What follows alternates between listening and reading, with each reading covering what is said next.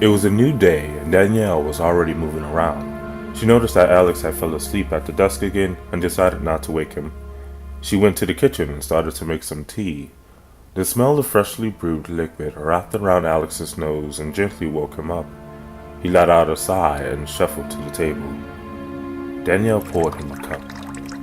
"Another late night read, huh? Did you find anything of use?" Alex yawned and had to think about the question. "Oh, yes. This man named Christopher. Your dad seems to speak very highly of him in his notes. It is said that they both went on several expeditions together. If anyone can help, it's him. We should go look for him today."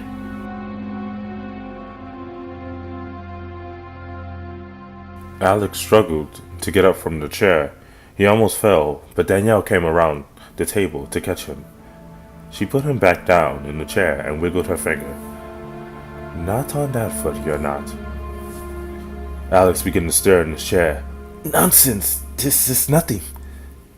Danielle was adamant in her decision. "You must stay here, at least another day.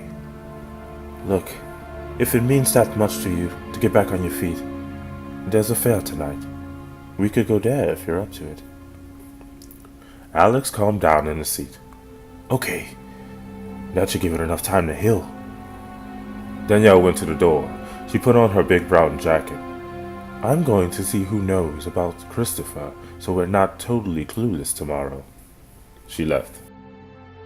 Alex sat there with the book. He turned the pages and took a sip of tea. This process continued over and over. Danielle had been gone all day until nightfall. When she got back, Alex was already waiting at the front door. Danielle walked up and let out a sigh. "You're really serious about this, huh?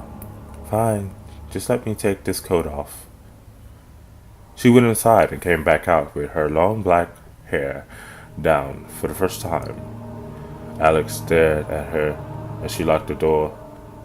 Danielle felt his eyes bouncing about her body. "What? Is there something wrong?" Alex shook his head to get a grip of himself. "No, you're beautiful with your hair down." She smiled and they both walked out of the hotel. The streets were flooded with performers of all sorts, people acting in bright-colored outfits and jugglers of staffs with fire tips. The town was flickering with light because of fire displays nearby. Alex and Danielle walked by all this and were amazed. They sat next to each other at a campfire in the middle of town. A man was telling a story and acting out the parts. Them and a group of people sat there and laughed at the man. When the show was over, they walked through town some more. There were people producing magic all over. Alex was curious about the strange behaviors of objects and light floating around a nearby performer. "How is he doing that?" he asked. Danielle said plainly, "It's just magic. He's probably a magician. They go all over the world and show their talents. Don't tell me you never saw magic before." Alex replied, "Not real magic. I always thought that it was a myth." Danielle reassured him that magic was not a myth. "No, what you see here is very real. There are even some witches out there, so you better watch out." Danielle laughed and walked ahead of Alex, who was now frozen with fear. His eyes were dazed and glazed right in front of him. As Danielle passed his vision, he focused and saw the old lady in rags again. She mouthed out the words, "Beware!"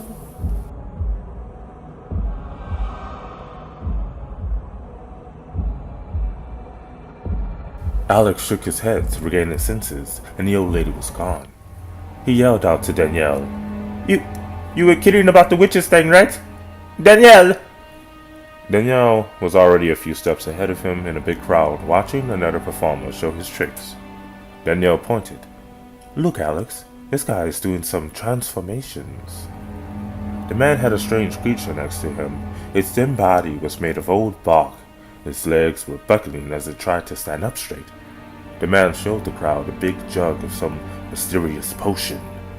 He gave it to the creature, and it drank the potion and became a human. The crowd clapped loudly and cheered him on as he hopped down and started to play with the children. Alex tapped Danielle on the shoulder. He had to scream really loud to overcome the surrounding crowd. Hey, you were kidding about the whole witches a real thing, right? Danielle laughed. Oh, Alex, are you still talking about that? The man who was a creature jumped back on stage. The magician announced his next trick. And now, for my next trick, I will turn him back with this powder. This powder is only a temporary fix, though. The only permanent change is this elixir.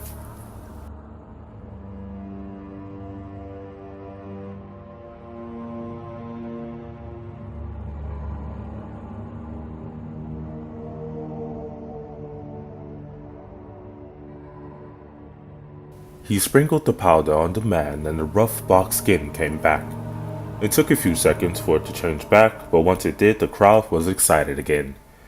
Alex was probably the only one not cheering, and there was good reason. He saw the old lady walking slow up on the stage behind the magician. She grabbed some leftover powder and blew it into the crowd. She made a smoke cloud that encompasses the entire area. A few villagers started to cough uncontrollably, including Danielle. She bent over with her left hand clenching her face, hiding the huge snake eyes. Alex hurried over to her and tried to help her up. Are you alright? But Danielle knocked him away with the strength of 3 men. Get away from me! Her voice was distorted, but he couldn't hear it over the now screaming crowd. The people ran in every direction, and in the mix, he lost sight of Danielle. He looked to the stage and the old lady in rags was making her way to the alley. So Alex ran up to the stage where the magician was trying to calm everyone down. People, it's okay. Alex grabbed the pot from the table. Is this the elixir? The magician nodded, and Alex ran off into the alley. The magician screamed, Hey, you've got to pay for that. Alex chased the lady through the zigzag alleyways, and when he finally caught up to her right before the end of the alley, he grabbed her by the torn rag she was wearing. He spun her around and lifted the pot, but it wasn't her. It was a hobo that was running from all the commotion. He let go of her and looked out to the streets. He saw a door shut that was just too weird.